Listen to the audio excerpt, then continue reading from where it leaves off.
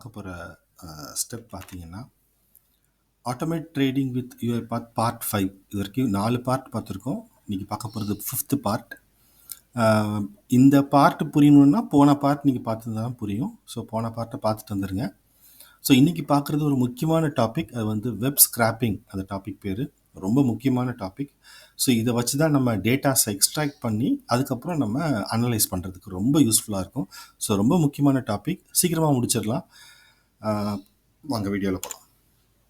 Okay, இப்போது topics பார்த்தீங்கன்னா 3 topic இதில் முக்கியமாக பார்க்க வேண்டியது. டேபிள் எக்ஸ்ட்ராக்ஷன் அப்படின்னு ஒரு மெனு இருக்குது, அதில் ஒரு ஆக்டிவிட்டி இருக்குது. ஸோ அந்த டேபிள் எக்ஸ்ட்ராக்ஷன் யூஸ் பண்ணி எப்படி ஈஸியாக எல்லா டேட்டாவும் ஸ்க்ராப் பண்ணி எடுக்கலாம் அப்படின்றத பார்ப்போம். அடுத்தது யூஸ் அப்ளிகேஷன் ப்ரௌசர் அப்படின்னு ஒரு ஆக்டிவிட்டி இருக்குது. அந்த ஆக்டிவிட்டி நம்ம போன வீடியோவில் பார்த்துட்டோம். எனிவே நம்ம ஒரு வாட்டி கூட பார்த்துக்கலாம், பிரச்சனை இல்லை. அப்புறம் அந்த எக்ஸ்ட்ராக்ட் பண்ண டேட்டாவை எப்படி எக்ஸல் ஷீட்டில் ஸ்டோர் பண்ணுறது அப்படின்றதையும் பார்ப்போம் நம்ம. சரிங்க, இது 3 தான் பார்க்க போகிறோம். நம்ம டக்குன்னு போயிடலாம். ஸோ நம்ம ஆக்சுவலாக இன்றைக்கி என்ன பண்ண போகிறோம் அப்படின்னா, நம்ம வந்து இதை அந்த சார்ட்டிங்கில் ஒரு ஸ்க்ரீன் இருக்குது, ஒரு ஸ்க்ரீனர் இருக்குன்னு வச்சுக்கோங்களேன். அதாவது 15 minutes ஸ்டாக் பிரேக் அவுட் அப்படின்னு ஒரு ஸ்க்ரீன் இருக்குது, ஓகேங்களா. ஸோ அந்த ஸ்க்ரீனரில் நம்ம என்ன பண்ண போகிறோம்னா, அதில் உள்ள எல்லா ஸ்டாக்கையும் நம்ம எடுக்க போகிறோம். சரிங்களா. இப்போ இதில் பார்த்தீங்கன்னா மொத்தம் எத்தனை ஸ்டாக் இருக்குது? 39 ஸ்டாக் இருக்குது. ஸோ இந்த 39 ஸ்டாக்கையும் நம்ம ஸ்க்ராப் பண்ண போகிறோம். அதாவது எக்ஸ்ட்ராக்ட் பண்ண போகிறோம். எக்ஸ்ட்ராக்ட் பண்ணி ஒரு எக்ஸல் ஷீட்டில் போட்டுற போகிறோம். ஸோ எக்ஸ்ட்ராக்ட் பண்ணி எக்ஸல் ஷீட்டில் போடலாம், இல்லை டேட்டா டேபிள் ஒரு கான்செப்ட் இருக்குது, அதை நம்ம அடுத்த வீடியோவில் பார்க்கலாம். இப்போதைக்கு அதை எப்படி எக்ஸல் ஷீட்டில் போடலான்னு பார்க்குறோம். பிகாஸ் இது ஒரு முக்கியமான பேசிக் ஸ்டெப்.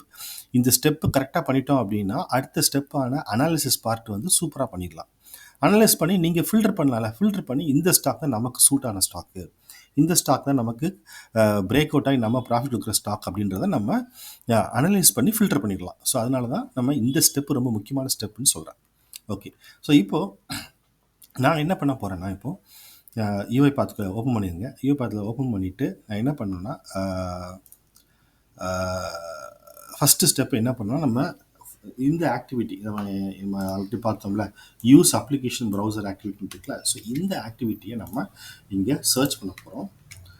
ஓகே, இருக்குது. ஸோ அதை அப்படியே ட்ராக் பண்ணி ட்ராப் பண்ண போகிறேன். ஸோ ட்ராப் பண்ணிவிட்டு ஃபஸ்ட்டு நான் என்ன பண்ண போகிறேன்னா, இந்த ஸ்க்ரீனரை நம்ம ரெக்கார்ட் பண்ண போகிறோம், ஓகேங்களா. ஸோ அப்போது நான் என்ன பண்ண போகிறேன்னா, இங்கே இதை கிளிக் பண்ணுறேன். இண்டிகேட் அப்ளிகேஷன் டு ஆட்டோமேட் இருக்குல்ல, இதை கிளிக் பண்ணேன்னா நேராக இது வந்து கிளிக் செலக்ட் ப்ரௌசர்னு இருக்கா, இதை கிளிக் பண்ணிவிடுங்க. கிளிக் பண்ணிட்டீங்கன்னா வந்துருச்சா, பாருங்க அந்த லிங்க் ஆட்டோமேட்டிக்காக இங்கே காப்பி ஆயிடுச்சு. நான் எதுவுமே பண்ணல, ஆட்டோமேட்டிக்காக அதே காப்பி ஆயிடுச்சு. இதுக்கப்புறம் என்ன பண்ணால், நம்ம மேலே பார்த்தீங்கன்னா டேபிள் எக்ஸ்ட்ராக்ஷன் இருக்கா. ஸோ இதை வந்து நீங்கள் கிளிக் பண்ணிவிட்டு, ஓகேங்களா, இந்த மாதிரி வந்து நிற்கும், இந்த மாதிரி ஒரு விண்டோ வந்து நிற்கும். ஸோ நீங்கள் என்ன பண்ணணுன்னா, முதல்ல இந்த செலக்ட் டேட்டா டு எக்ஸ்ட்ராக்ட் இருக்குல்ல, இதை நீங்கள் கிளிக் பண்ணணும். இதை கிளிக் பண்ணிவிட்டு ஃபஸ்ட்டு டேட்டாவை நீங்கள் இதை செலக்ட் பண்ணணும். மேபி இப்படி செலக்ட் பண்ணிக்கோங்களேன். கேட்கும், இது பாருங்கள், would you like to extract all the columns from the table அப்படின்னு கேட்கும். நீங்கள் எஸ் கொடுத்துக்கோங்க.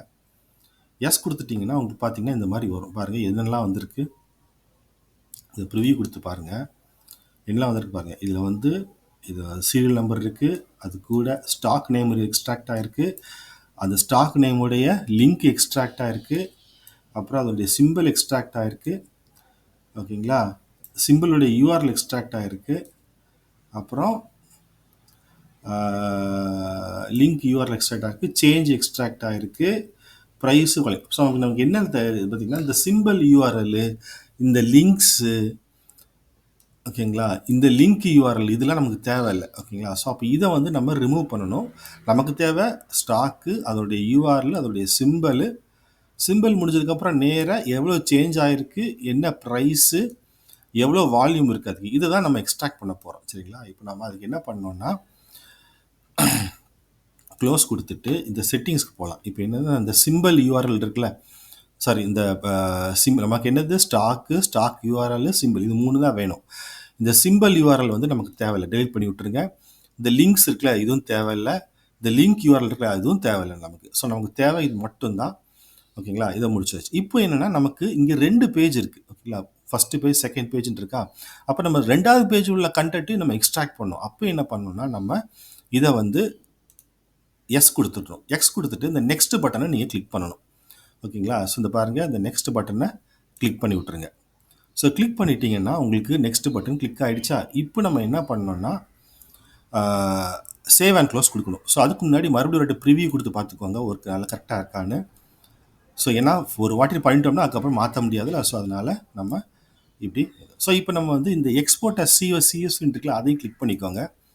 ஸோ எக்ஸ்போர்ட் அஸ் சிஎஸ்வி பார்த்தீங்கன்னா எங்கே வைக்கணும், இங்கேயே வச்சுருங்க. அந்த அந்த எந்த ஃபோல்டர் நீங்கள் க்ரியேட் பண்ணியிருக்கீங்களோ, எந்த ஃபோல்டரில் உங்கள் ப்ராஜெக்ட்டை க்ரியேட் பண்ணியிருக்கீங்களோ அதே ஃபோல்டரில் நீங்கள் உங்கள் சிஎஸ்வி ஃபைல், அதாவது எக்ஸல் ஃபைலை வந்து நீங்கள் சேவ் பண்ணிக்கலாம். இங்கே சேவ் பண்ணிக்கோங்க. சேவ் பண்ணிவிட்டு க்ளோஸ் பண்ணிக்கோங்க. சேவ் அண்ட் க்ளோஸ் கொடுத்துக்கோங்க. அவ்வளோதான், முடிஞ்சுது. ஒர்க்கே முடிஞ்சுது உங்களுக்கு. ஓகேங்களா. இப்போ பாருங்கள், இப்போது நமக்கு எக்ஸ்ட்ராக்ட் டேட்டா டேபிள்னு இருக்கா. இது எக்ஸ்ட்ராக்ட் டேட்டா டேபிள்னு ஒரு டேட்டா டேபிளில் ஸ்டோர் ஆகிருக்கு. நீங்கள் எக்ஸ்ட்ராக்ட் பண்ண டேட்டா எல்லாமே எக்ஸ்ட்ராக்ட் டேட்டா டேபிளில் ஸ்டோர் ஆகிருக்கு. ஓகேங்களா. ஸோ இப்போ வந்து அதை நீங்கள் சிஎஸ்வி ஃபைல், அதாவது எக்ஸல் ஃபைலில் ஸ்டோர் பண்ணணும். இப்போது நம்ம சிஎஸ்வி பண்ணோம். அப்போ ரைட் சிஎஸ்வின்னு இருக்கா, பாருங்க, ரைட் சிஎஸ்வின்னு ஒன்று இருக்கா, இதை நீங்கள் ட்ராக் பண்ணி போட்டுக்கோங்க. இல்லைனா இன்னொன்று ஒன்று பண்ணலாம். இல்லைனா நீங்கள் வந்து ஒரு எக்ஸல் ஷீட்டில் கூட போட்டுக்கலாம், பிரச்சனை இல்லை. ஓகேங்களா. ஸோ இப்போ இந்த ரைட் சிஎஸ்வியை ட்ராக் பண்ணி போட்டுட்டு இந்த இடத்துல என்ன பண்ணோன்னா என்ன டேட்டா டேபிள் இப்போ கேட்டிருக்காங்க பாருங்கள், டேட்டா டேபிள் கேட்டிருக்காங்களா. ஸோ இந்த டேட்டா டேபிள் நேமை இங்கே போட்டுருணும். அதை ஸோ இந்த டேட்டா டேபிள் நேமை இங்கே போட்டுருங்க.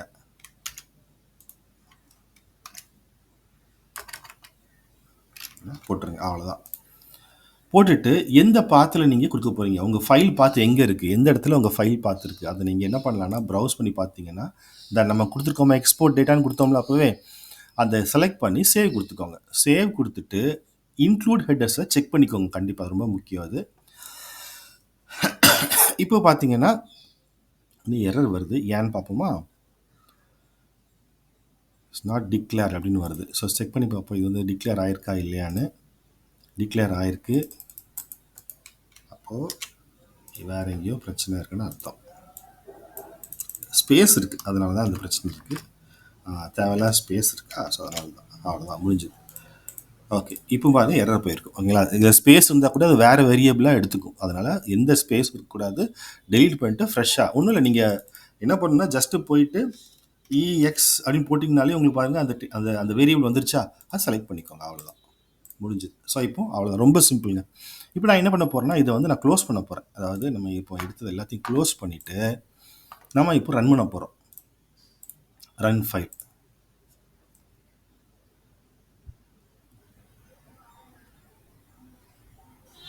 வாங்க, ஒரு நிமிஷம், டக்குன்னு படுக்கணும். அடுத்த செகண்ட் பேஜ் எடுத்துருச்சு. அவ்வளோதான், முடிஞ்சுது. ஒரு செகண்டில் முடிஞ்சுது பாருங்கள், அவ்வளோதான்.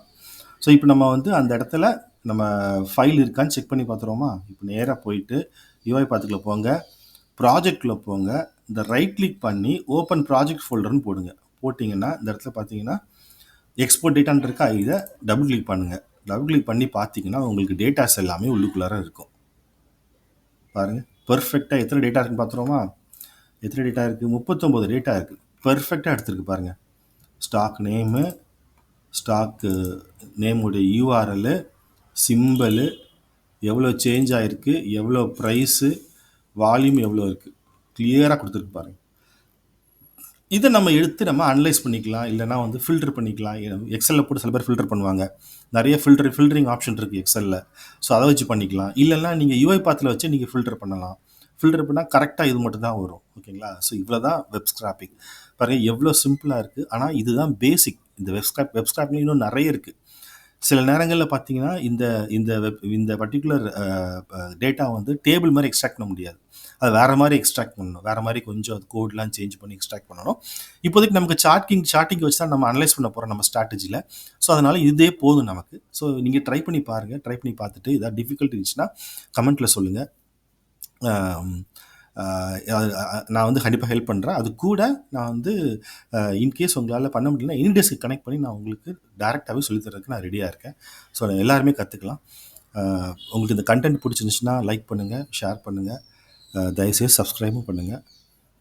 ரொம்ப நிறைய எஃபர்ட் போட்டு தான் இந்த டீட்டெயில்ஸ் இதெல்லாம் எடுக்கிறேன். ஸோ அதனால் கொஞ்சம் சப்போர்ட் பண்ணுங்கள். ரொம்ப நன்றி மக்களே.